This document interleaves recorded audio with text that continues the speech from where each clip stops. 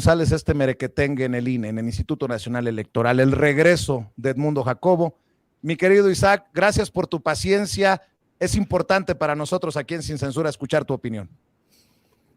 Pues ya salió hasta literato este señor, ¿no? Que crónica de una inconstitucionalidad anunciada y no sé qué. Pues la verdad es que más bien es crónica de un sistema burocrático totalmente autoritario y dictatorial en el INE, porque recordemos que ellos eran funcionarios en el IFE y en el 2014, contra toda lógica de renovación institucional que se supone ellos promovieron, que se supone que fue la reforma electoral del 2015, renovaron supuestamente el marco normativo y al IFE le dieron ese enfoque de órgano nacional, pero dejaron a las mismas personas. O sea, eso ya de por sí era muy lamentable, era una extensión ilegal del mandato. Tú cuando renovas una institución, pues la renovas en su totalidad. Y unos verdaderos demócratas hubieran dicho, hasta aquí llegó mi función, que de por sí ya llevaban como 8 años, 6 por lo menos.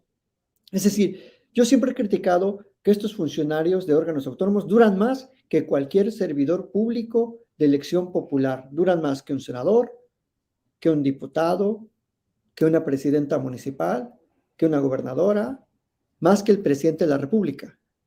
O sea, duran más de 6 años. Y eso fue una jugada, concuerdo con lo que venía diciendo Jaime hace rato, una jugada transeccional del PRIAN, apropiarse de los órganos autónomos, clavar ahí sus alfiles o sus caballos o torres o como tú les dices, sus ahí animales porcinos, y dejarlos para manipular todo lo que iba a suceder y lo que está sucediendo del 2018 al 2024. Lo hicieron con toda la intención, o sea, son personajes que están acostumbrados a manipular la Constitución, a manipular la legalidad y a usar instituciones nobles como el juicio de amparo para defender sus intereses.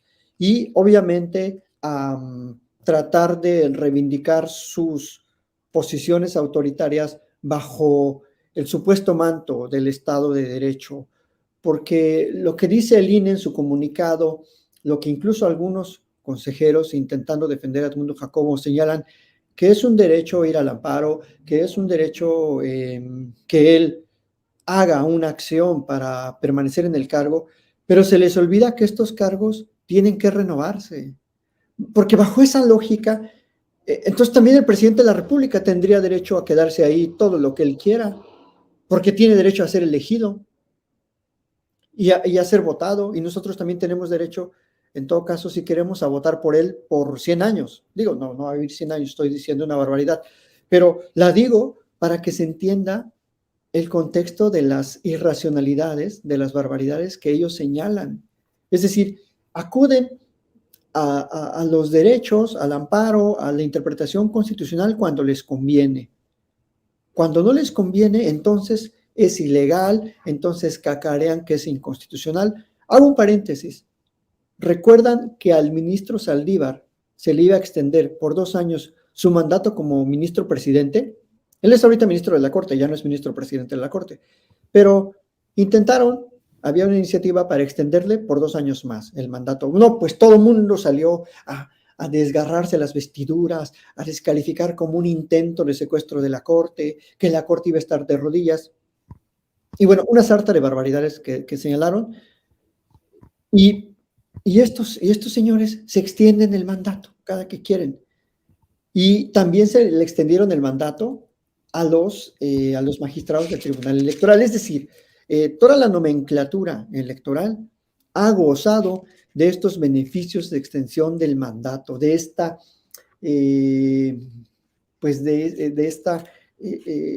¿cómo travestismo constitucional que cuando me beneficia, sí quiero que la Constitución se aplique en mi favor, pero cuando me beneficia a otro o puede perjudicar a uno de mis contrarios políticos, entonces quiero que la Constitución diga esto. Es muy lamentable que además sean cargos administrativos, sean cargos que se tienen que renovar, sean cargos que no llegaron ahí por mandato popular y que se pretendan apropiar de esos cargos. Por eso se queda corto el calificativo de es un Porfirio Díaz, porque en aquella época no estaba claro el sentido de, digamos, de las funciones administrativas. Ahora vivimos en un estado moderno, en un estado constitucional, en donde este señor, que además ni experto electoral era, con todo respeto, creo que estudió filosofía, no sé qué cosa. O sea, ni siquiera tenía el perfil para llegar a ese cargo de entrada. Entonces es como si yo, un estudioso del derecho, me pongo a dirigir Bellas Artes. O sea, me pongo a dirigir algo que no es de mi área. Entonces es muy lamentable como muchas personas lo están arropando, lo están defendiendo, lo están aplaudiendo, cuando en realidad desde el 2014 ya no debió de estar en el INE, en el nuevo INE, ni él ni Lorenzo Córdoba, con todo respeto. O sea, esos órganos debieron haberse renovado en su totalidad. Pero, ¿qué pasó en el 2014? Claro, ya venían venir su derrota el PRI y el PAN y dijeron, no, pues nos conviene cambiarle de nombre a esta cosa y le damos un enfoque transeccional para que duren, bueno, este señor creo que pretende durar hasta el 2026. O sea, es totalmente absurdo, Vicente. Así es.